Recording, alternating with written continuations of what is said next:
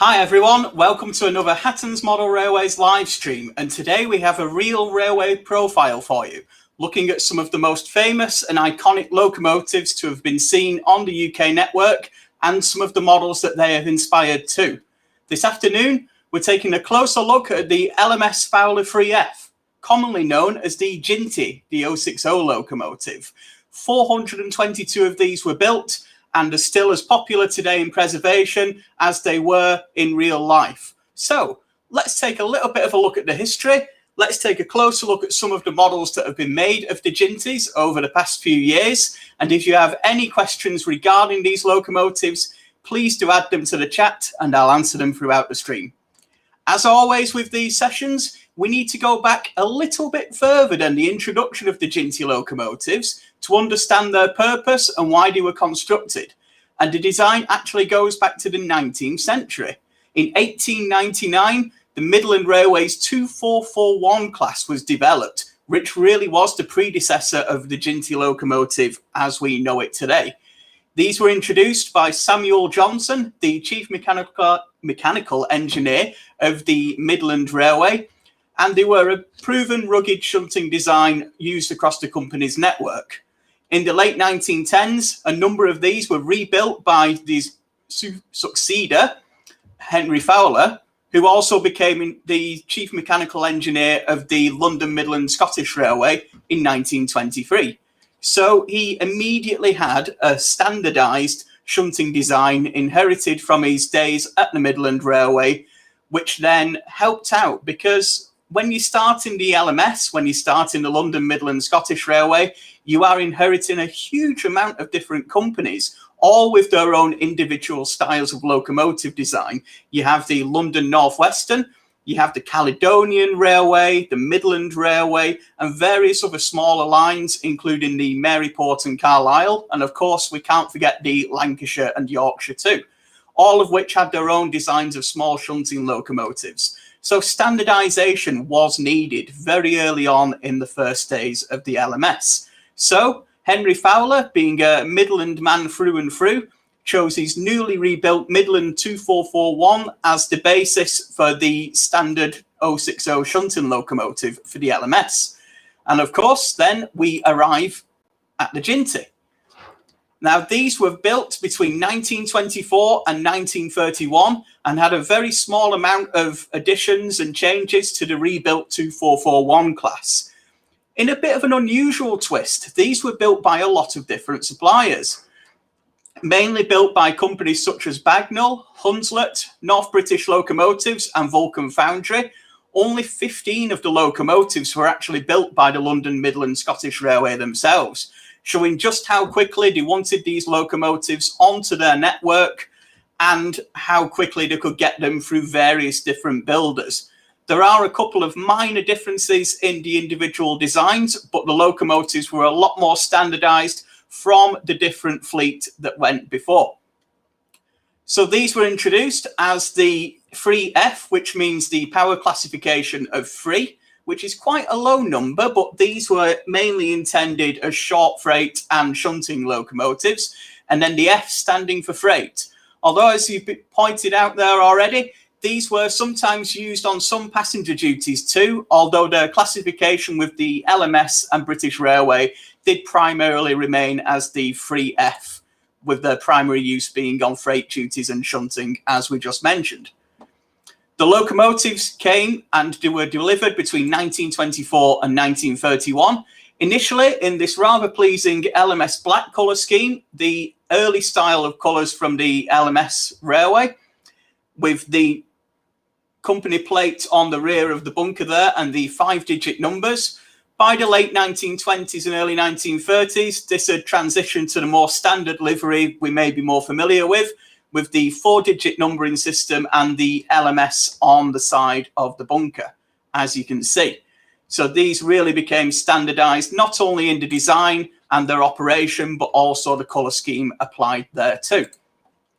As you can imagine, these spread throughout the London Midland Scottish Railway very quickly, heading up to places that no Midland Railway-inspired design had been seen before, right up into Scotland on the former Caledonian Railway network, into the heart of the London North Western and Lancashire and Yorkshire territory, getting them to be seen in North Wales, Scotland, South Wales too, other far-flung areas of the London Midland Scottish Railway.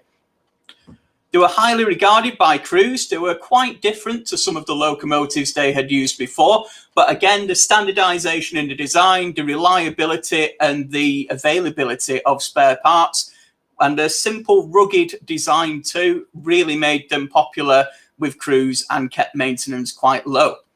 To the point that at the outbreak of World War II, the locomotives were chosen as the standard austerity design. Hundreds of them were set to be built to be deployed by the War Department, both in the UK and, of course, further beyond into the Allied countries too.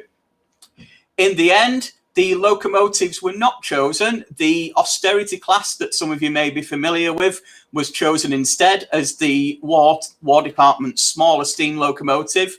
However, some of the locomotives still made it into active service, with 9 of them being given to the War Department and these passing over to France in 1940. Some of them were occupied and taken by the enemy parties, shall we say, and only 5 of them actually returned to the UK at the end of the war. The whereabouts of the other 4 are unknown, but there's a fantastic picture out there of one of the locomotives with German markings on it being used as a shunting locomotive post-war. So they definitely got as far as Central Europe. Who knows, they may have even got a little bit further, but it's definitely something to keep an eye on. But the simple, rugged nature of the design meant 5 of those locomotives came back from France to join the rest of the locomotives that had remained in service with the LMS. And on the nationalisation of British Railways, 417 out of 422 of the Jintys entered British Rail service. That shows you just how reliable these locomotives were. 2 of them were actually transferred to the LMS's railway system in Northern Ireland, the Northern Counties Committee, in 1944 and 1945. They were re-gauged to the slightly wider gauge of 5 foot 3 inches and introduced to work over there as the NCC's Y class. So again, just showing how popular the design was, they were seen as really useful engines to work in Northern Ireland too. The Jintys had really made a name for themselves on duties, as we can see here. This is 47326 at Carlisle Citadel, acting as a station pilot. We then have 3 locomotives. I believe this is Lostock Hall Depot in the northwest of England, seen on various different shunting duties. Great shunters of both goods yards and depots too. But some more unusual duties were carried out by the class as well. Here we see no less than 5 Jintys being used on the Lickey Incline, which is just south of Birmingham, one of the steepest bits of railway in the UK, requiring banking locomotives to assist on this heavily graded 2-mile section. As you can see here, instead of having one giant locomotive, which they did for a while, they used a lot of smaller locomotives to help bank on the gradient. And here, these 5 are seen ready to descend the gradient back to help out with another train. And we covered some of the shorter workings that these did, but this is a locomotive crossing London. You can see there with the third rail connection and some of the early overhead connections too. This is a locomotive working through the eastern London suburbs with quite a large freight train. So they were expected, certainly for short distance, to haul some rather large traffic too, but they still were pretty popular designs. They still retain that rugged reliability right through to the 1960s, when they were started to be withdrawn. An attempt to get the locomotives to have a little bit more traffic was taken, and 7 of them were fitted with push-pull working, similar to the Great Western Railway's auto tanks, so they could work with some of the ex-LMS push-pull coaches. But the withdrawal started in 1959, and the last locomotives were taken out of use in 1967, 1 year before the end of steam in British Railways, which shows you just how successful a design this was, that they really couldn't give them up even then, especially with the onslaught of the new diesels, including the Class 08 shunter, which must have taken so many of these different locomotives' duties. They still survived until 1 year before the end of steam. But There's still 9 in preservation, Ono, and everyone else. We've still got some with us today. 9 locomotives survive, as well as a kit of parts for a 10th, should they wish to ever rebuild it. They're dotted at different preserved railways across the country, and all but one have operated in preservation too, so you can see them around and about. And the Jinty story didn't end in 1967. Such was the importance of the design that number 7298 made an appearance at the 150th anniversary of the Liverpool and Manchester Railways Rainhill trials in 1980, just showing the importance of the locomotive. And ever since, some of those preserved locos have worked not only on passenger trains for preserved lines, but also on recreations of freight duties and shunting duties to show some of the different traffic that they did run throughout their lives. We see here number 47406 on the Great Central Railway with quite an appropriate small goods train, similar to that we just saw in the 1960s crossing London there. So a very similar setup where preservation is recreating reality. Preservation's been very kind to the Jinty locomotives. With them being a popular rugged design, they've been favoured by crews in preservation just as much as they have in their original service life, and some of them have even had a promotion above their station. 1 or 2 have been painted into liveries that may not have been seen by the class originally, but as a bit of fun, this particular locomotive was painted in the full BR Express passenger livery of the 1960s. Not quite the livery you'd expect for a smaller shunting and mixed traffic locomotive, but it was given the full details similar to that carried by the Princess Royals and Princess Coronations. And I don't know about you, but I think it really suits it. And it's great to see one of these locomotives given quite a bit of prestige. So we've got a popular loco. We've got a loco that's still got history to be told, 400 plus of them built, used in the UK and beyond as well. We're bound to have some great models out there, and I've got 3 here for you today. The first Jinty was released in the early 1950s in model form, and we see one of the original style Hornby models here, which a lot of you will be familiar with.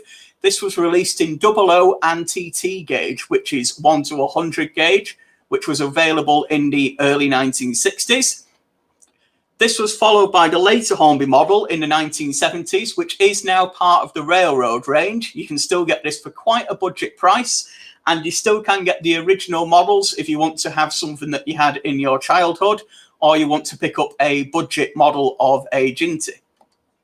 Bachmann released their super detailed 00 model in 2004 and have released many different numbers, colour schemes and era-specific models ever since. That model is still available today. It's a fully digital ready Model 2 now with an 18-pin decoder socket, and they have also made some sound releases available. If we're getting smaller, we're going over to N-gauge. Graham Farish first made their model of the Jinty in the early 1980s, and you can see again that they released a superseded version full of detail on the right there. This was made available in the early 2010s. Again, a fully digital ready model that's available now. Heading slightly larger, we head over to O gauge, and Dapol's immensely popular Jinty locomotives in O gauge were first released towards the end of 2017. And right at this moment in time, we are expecting a second run of those in late 2020 or early 2021 in some of the more unusual liveries, shall we say, carried by the class. You can see at the top right there, one of the locomotives that was sent to Northern Ireland in the full LMS Northern Counties Committee livery as number 19.